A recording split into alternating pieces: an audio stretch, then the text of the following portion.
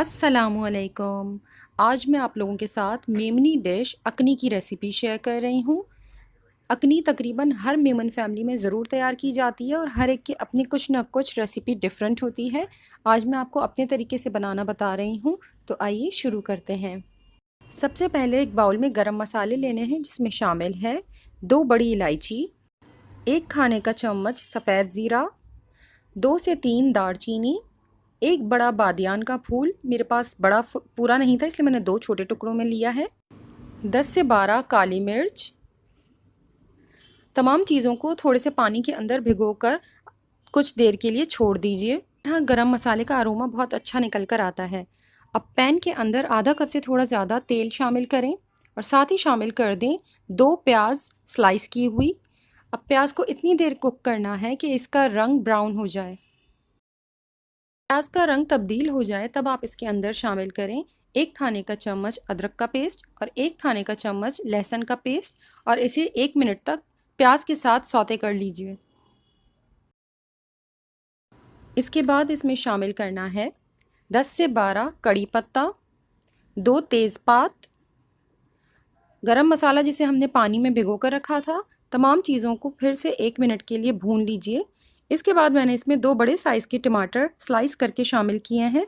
अच्छी तरह से मिक्स कर लें और फिर कवर कर कर इसे 6-7 मिनट के लिए कुक करें, जब तक कि टमाटर सॉफ्ट हो जाएं।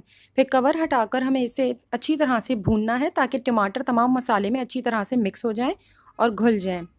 अब इसमें मसाले शामिल करने हैं, जिसमें शामिल है 1 चाय का चम्मच हल्दी, 1 चाय का चम्मच धनिया पाउडर, 1 से 1.5 चाय का चम्मच लाल मिर्च पाउडर, 1 चाय का चम्मच तलहार मिर्च पाउडर या देगी लाल मिर्च पाउडर। ये मैं ज़रूर डालती हूँ, इससे रंग अच्छा आता है, इसमें तेज़ी नहीं होती है। मसालों को अच्छी तरह से भून लीजिए तब तक के तेल अलहदा हो जाए। अगर ज़रूरत हो तो थोड़ा थोड़ा पानी शामिल करते रहें। इसके बाद इसमें शामिल करना है 1 खाने का चम्मच हरी मिर्चों का पेस्ट या बारीक कुतरी हुई हरी मिर्चें। मिर्च को आप अपने टेस्ट के मुताबिक कम या ज़्यादा कर सकते हैं।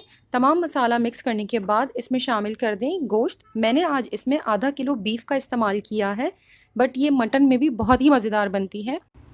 साथ ही इसमें 1 चाय का चम्मच नमक शामिल कर कर अच्छी तरह से मिक्स कर लें और अब इसके अंदर पानी शामिल करना है। पानी की क्वांटिटी इतनी होनी चाहिए कि गोश्त अच्छी तरह से गल जाए। इसे कवर कर कर हल्की आंच पर कुक होने के लिए छोड़ दीजिए। जब गोश्त तकरीबन गलने वाला हो तब इसके अंदर 3 दरमियाने आलू बड़े टुकड़ों में काट कर शामिल कर दें और उसे भी अच्छी तरह से मिक्स कर कर कवर करके दोबारा से कुक होने के लिए छोड़ दीजिए।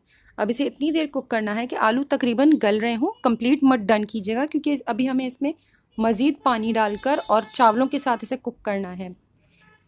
आलू जब तकरीबन हाफ डन हो जाएं तब आप इसके अंदर चावलों के हिसाब से पानी शामिल करें।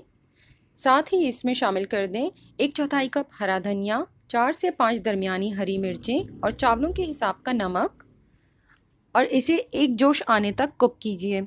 जब पानी में उबाल आ जाए तब इसमें शामिल करें आधा किलो चावल। इसे मैंने तकरीबन आधा घंटा पहले से भिगोकर रख दिया था। अब अच्छी तरह से तमाम चीज़ों को मिक्स करने के बाद कुक करते रहना है। जब आपको लगे कि पानी ऑलमोस्ट ड्राई हो गया है तब आप इसे अच्छी तरह से मिक्स करें। थोड़ा सा हरा धनिया दोबारा से ऊपर से स्प्रिंकल करें और कवर कर कर दम वाली आंच पर कुक कर लें, या फिर जिस तरह से आप चावलों को पकाती हैं। जब चावल अच्छी तरह से तैयार हो जाएं तब आप चावलों को ज़रूर ऊपर नीचे कर लिया कीजिए, इससे स्टीम थोड़ी सी निकल जाती है और चावल खिले खिले रहते हैं। मज़ेदार अकनी तैयार है। ये बीफ अकनी है, आप इसे मटन में भी बना सकते हैं और सिंपल ये आलू के साथ भी तैयार की जा सकती है। इवन आप लेफ़्ट ओवर आलू गोश्त के साथ भी अकनी तैयार कर सकते हैं। इसमें थोड़ा सा गरम मसाला, फ्रेश हरा धनिया, हरी मिर्चें वगैरह शामिल करें और इसी तरह से राइस कुक कर लीजिए और इसे रायते, दही, फ्रेश सैलड के साथ सर्व कीजिए। अगर आपको ये रेसिपी पसंद आए तो प्लीज़ लाइक, शेयर और कमेंट करें और मेरे चैनल को सब्सक्राइब ज़रूर करें। Thank you.